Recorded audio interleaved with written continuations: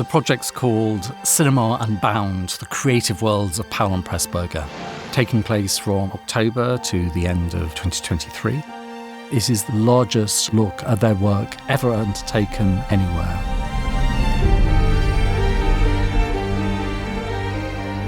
Michael Powell and Emmerich Pressburger were a filmmaking duo from about 1939 and going on for a number of decades, making films and assembling an incredible array of creative talent. They brand themselves the Archers, and the Archers becomes a family of artists and collaborators, whether they're cinematographers, production designers, and actors, who we see over and over again.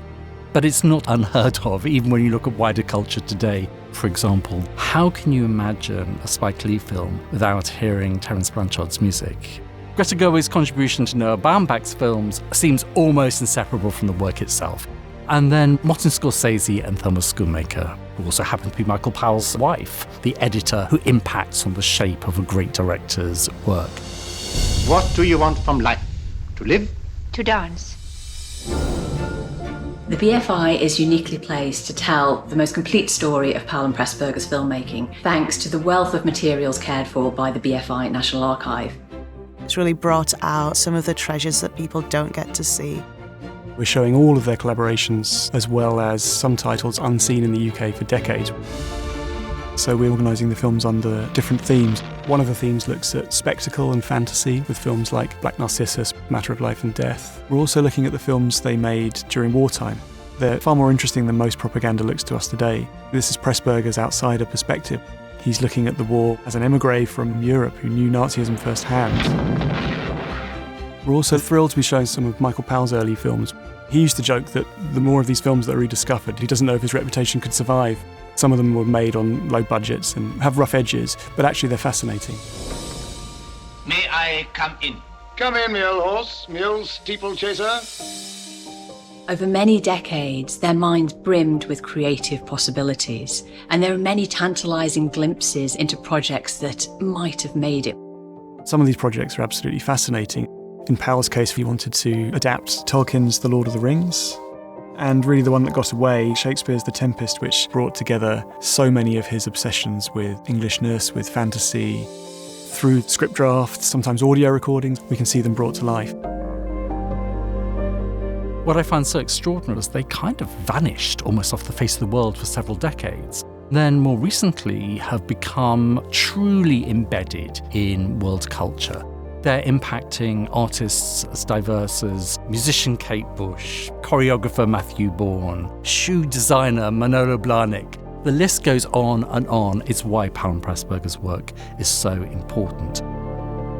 We're showing a range of films from different filmmakers that feel like they've taken some of the spirit and the grand ambition of Powell and Pressburger's work together. Contemporary titles like Wes Anderson's The Grand Budapest Hotel, and of course Martin Scorsese. You could choose any number of Scorsese films to show that influence because he's their biggest champion.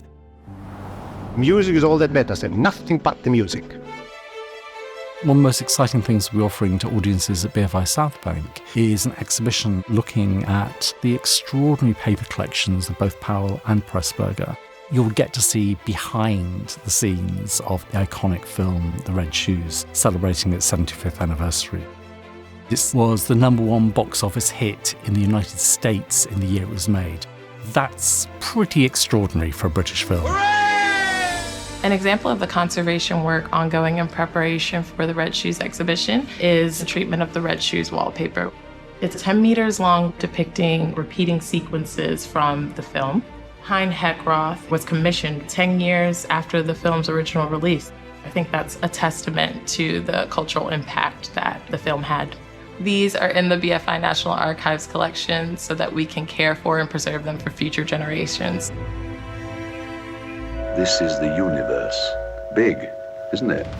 At the BFI National Archive, we've made 4 new restorations for this season, including The Small Back Room, Bluebeard's Castle, I Know Where I'm Going, and Peeping Tom. Some of these works will not have been seen at this quality for many, many years.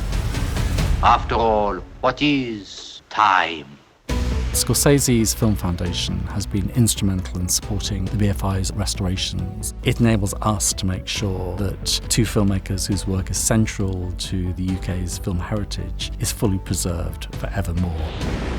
Releasing into cinemas will be the beautiful and passionate The Red Shoes.